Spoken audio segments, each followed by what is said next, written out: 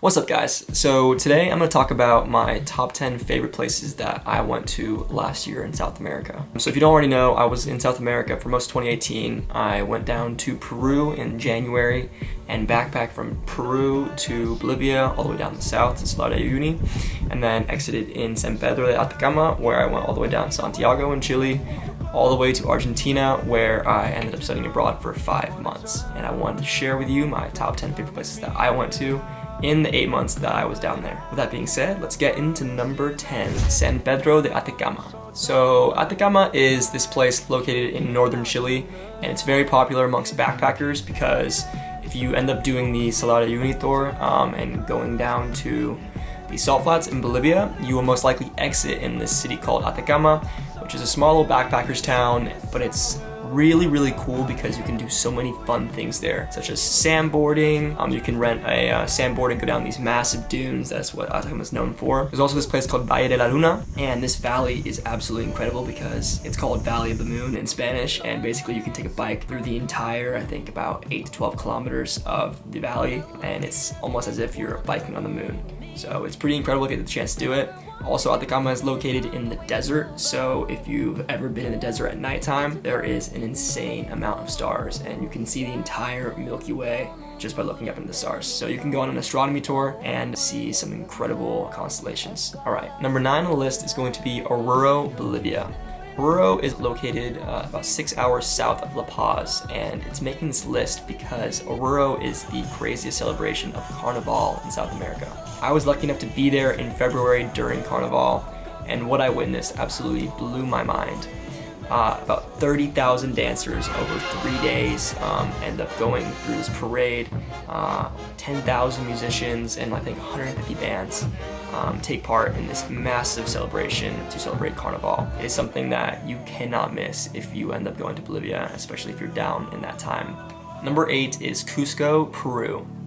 Cusco is located about 11,000 feet above sea level, so that's the first thing you gotta know when going to Cusco. You have to be very aware of the altitude sickness, because that definitely happened to me when I first arrived there. Cusco is one of those places where you basically are never bored. There's so many things to do, whether it be checking out the town, going to Rainbow Mountain, exploring all the ancient Incan ruins around the city. I took an ATV tour that took you through the open lands of Peru, and it took you to the salt mines, which only cost about $40 US for an entire day adventure. Cusco was absolutely incredible. I could not recommend it enough. Also, if you're going to Cusco, I highly recommend either staying at the Wild Rover Hostel or Parawana Hostel.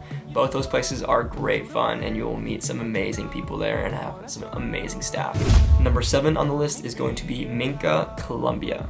So Minca is famous for its coffee region and is known as the region of Colombia where all the coffee is produced. So if you are a coffee lover like myself, I highly recommend you going to check out Minca. It's located in the mountains, and the views there are absolutely epic. And you can also do a coffee tour where they actually teach you and show you how they extract the coffee from the bean and how they actually make coffee, and they'll usually make it right in front of you, which is really tasty, and it smells fantastic. There's also some really cool hikes you can do, some waterfalls to see, and there's also this really cool hostel to go to, Casa Elemento, where you can see the world's biggest hammock, and you've probably seen pictures online of it. It's pretty incredible. My 6th favorite place in South America is gonna have to be Rio de Janeiro. Rio is one of those places like Cusco in the sense that you never have a lack of things to do, whether it be spending a whole day or weekend on Copacabana Beach, or exploring the cultural part of Rio, checking out Christ the Redeemer or Sugarloaf, or just walking through one of the many markets near Copacabana Beach, or if you just want to eat acai all day or Brazilian barbecue, you will never have a dull moment in Rio de Janeiro. Okay, so if you find yourself in Rio, I highly recommend you doing this one hike called Pedro de Telegrafo. It's this hike that's about 90 minutes outside of the city, Copacabana area, and it's a little bit far, but it's also so worth it. If you have friends, you can split an Uber. It's super cheap to get there, and basically it's this hike, and it takes you to this one rock overlooking the entire coastline, and we went, and it was absolutely incredible, so I highly recommend to do that if you get a chance to do it. Coming in at number 5 on the list is Puerto Madryn, Argentina. Puerto Madryn is an Argentine town located in northern Patagonia, and is very famous for the breeding of the southern right whale, which breeds from May to December. Basically, you can take a tour into the bay where you can actually see these whales and their little calves. The bay is very protected, that's why they actually come there every year. So I was actually there during the right time and I got to see the whales on the boat tour as well as on the beach. You can see them not even 10 meters out. It's super shallow, it's pretty incredible. And if you make it all the way down to Puerto Madryn, one thing you just cannot miss out on is to go snorkeling with the sea lions. You can just take a boat excursion out to where about 900 sea lions are, and give you a dry suit and a snorkel, and they put you in the water and you basically just swim around with these sea lions who almost act like dogs in the water. And they come right up close to you, you can even pet them. Definitely, it's a must do if you go down to Puerto Madryn. Number 4 on the list, and one of my personal favorites, is La Paz, Bolivia. La Paz happens to be the highest capital in the world, sitting at a whopping 12,000 feet above sea level. Geographically speaking, La Paz is certainly one of a kind, as it's extremely unique being so high above sea level. And you kind of just get the feel when you're driving in from a bus or even by plane, like how different that the city vibe is. The streets, the surrounding area, it's something out of a movie. It doesn't really feel real. So I spent about 2 weeks in La Paz, which for most backpackers is way too much time to be spending in one city. But La Paz just had this thing for me. I really enjoyed my time there. I stayed in the Wild River Hostel. Definitely recommend you go staying in the Wild River Hostel. My favorite hostel I've ever been to in all my travels. So much fun. I would go days on end just hanging out with everyone in that hostel. So highly recommend staying there. Also, La Paz is extremely famous for its witches market. And you'll definitely find yourself walking around from store to store. And basically you'll just go in and they will try to sell you home remedies, potions, frog legs, pretty much anything that will go into some kind of cure-all ritual or potion-like substance. So definitely go in there, check it out. You can buy some amulets, which each amulet has its own different significance and represents something like fortune or wealth to your family. So it's a really cool souvenir or gift to bring back to friends and family. You'll even find the odd love potion in the witch's market, but I don't recommend taking it. It did not look very appetizing. Alright, and that brings us down to my top 3 favorite places in South America. Number 3 is Iguazu Falls.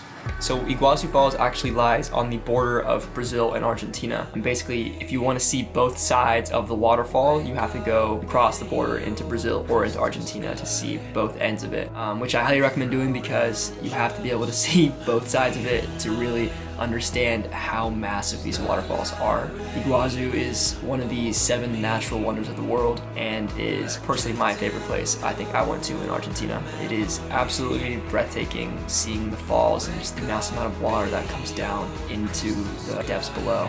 Another thing you can do when you're visiting Iguazu is you can rent or pay for a boat excursion through the waterfalls. This is something that you cannot miss out on if you end up going. Basically, the boat will take you into the waterfall and out again, and you get that bottom perspective looking into the falls. So you definitely can't miss that if you end up going. Oh man, these last 2 were extremely hard to pick which one comes first and which comes second. But after a lot of thinking, I have to put number 2 as Machu Picchu. So Machu Picchu, if you haven't heard of it, which I'm sure you have, is the home to the ancient Incans, which is located deep in the mountains near Cusco, Peru. Basically, you can take this trek up to Machu Picchu and you can walk the trail that the Incans used to walk from Cusco all the way up to the actual Machu Picchu, the city of Machu Picchu. I ended up doing the classic Inca Trail, which was probably one of the coolest experiences I will ever do in my entire life. So if you get a chance, you have to book it about 4 to 6 months in advance, normally, if you want to go through a really good organization. So yeah, I highly recommend you looking into booking it in advance if you want to actually walk the trail up to Machu Picchu. If not, you can take a train from Cusco to the bottom of Machu Picchu, and then from there you can take a little bus all the way up to the city. You just have to buy the tickets in advance because they often do sell out, so make sure you get those ahead of time. But Machu Picchu is just one of those places where you can't really describe it in words. You kind of just have to go there and see it for yourself. How people back then, the Incans back then, were able to build a civilization that high in the mountains and be their way of life every day just blows my mind. Okay, and for my number one favorite place that I went to in all of South America, drumroll please, the Bolivian salt flats. So if you haven't seen pictures or videos online of the Bolivian salt flats, please look them up now or watch these videos that I took when I was over there, because it is the most surreal experience you will ever have in your entire life. It just spans for miles and miles and miles. It doesn't even seem like it ends. The salt flat is the most unique, and it's also the largest salt flat on the entire planet. But don't get me wrong, if you don't go during the rainy season, it's not a big deal because the salt flats are still incredible when there's not water on the ground.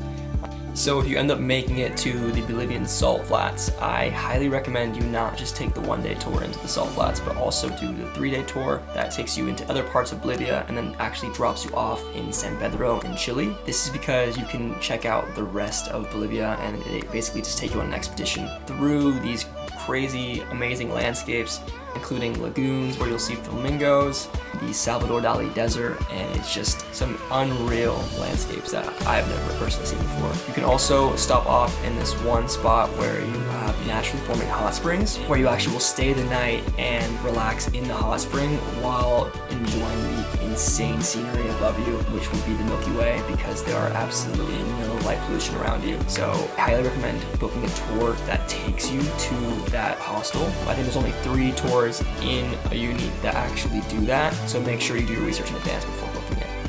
So yeah, those were my top 10 favorite places that I went to last year in South America. Let me know what you guys think. Comment below what your favorite place is that I mentioned in the list, or if you think that there's a place that I definitely missed out on that should be honored in this top 10 list. But until then, thanks for watching, and I'll catch you next time.